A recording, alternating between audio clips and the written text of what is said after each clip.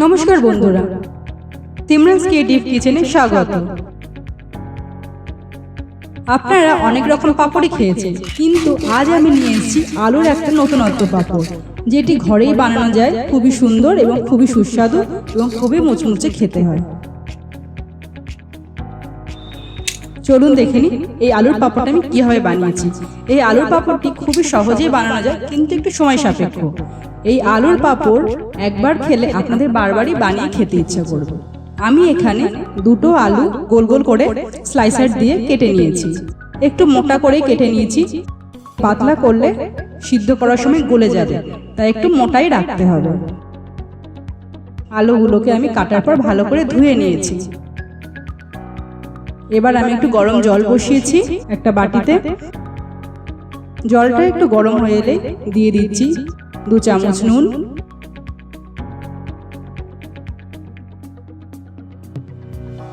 দিয়ে দিচ্ছি অল্প একটু হলুদ। আমি এখানে দুটো আলুর চিপস বানাচ্ছি, আপনারা আপনাদের পরিমাণ মতো আলু দিয়ে চিপস বানাবেন। একটু নেড়ে নেব নুন আর হলুদটা।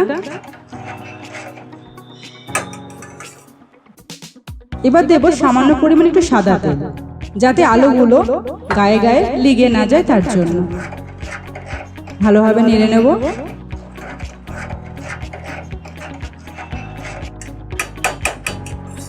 জলটা একটু ফুটে এলেই কেটে রাখা আলুগুলো আমি দিয়ে দেব।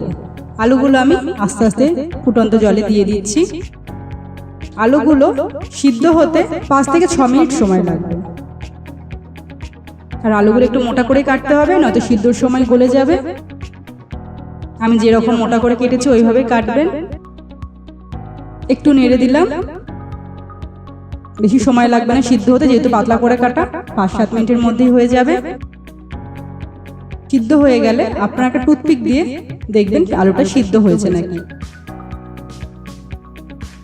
আমার এখানে আলুটা সিদ্ধ হয়ে গেছে। এবার আমি গ্যাসটা অফ করে দেবো। এবার এই আলুগুলোকে আমি একটা ছাঁকনিতে ঢেলে নেব এবং পরিষ্কার জল দিয়ে ধুয়ে নেব। একটা কাপড়ে আমি এই সিদ্ধ করা আলুগুলোকে ভালোভাবে মেলে নিয়েছি রোদে শুকানোর জন্য। এইভাবে আলুগুলো আমি শুকিয়ে নিয়েছি, দেখতেই পাচ্ছেন। খুব ভালো করে শুকিয়ে নিতে হবে, নয়তো রেখে দিলে পচে যাবে। আর এই আলুগুলো ভালো করে শুকিয়ে নিয়ে আমরা ঘরে স্টোরও করতে পারবো। দেখতেই পাচ্ছেন খুব সুন্দরভাবে আলুগুলো শুকিয়ে গেছে এবং তৈরি হয়ে গেছে আলুর চিপস। এবার শুধু ভেজে খাওয়ার পালা।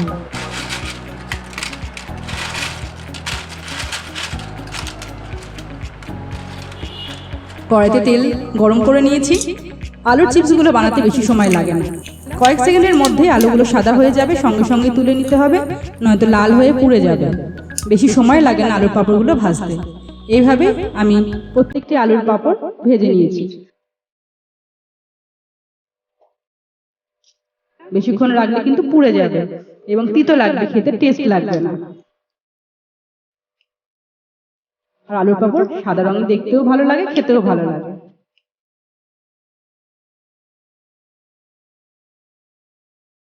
তৈরি হয়ে গেছে আমার এই আলুর পাঁপড়। দিয়ে দিচ্ছি সামান্য পরিমাণ বিট নুন, দিয়ে দিচ্ছি চাট মশলা, দিয়ে দিচ্ছি কাশ্মীরি লঙ্কার গুঁড়ো। আপনারা চাইলে শুকনো লঙ্কা ব্যবহার করতে পারেন, আবার নাও দিতে পারেন। ভালোভাবে মাখিয়ে নিচ্ছি। তৈরি হয়ে গেছে আমার আলুর চিপস, খুবই মুচমুচে আর খুবই ক্রিস্পি।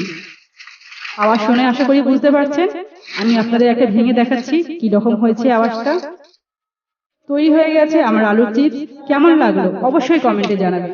যদি আমার রেসিপি ভালো লেগে থাকে লাইক, শেয়ার এবং সাবস্ক্রাইব করবেন আমার ইউটিউব চ্যানেল সিমরানস ক্রিয়েটিভ কিচেনে। ধন্যবাদ।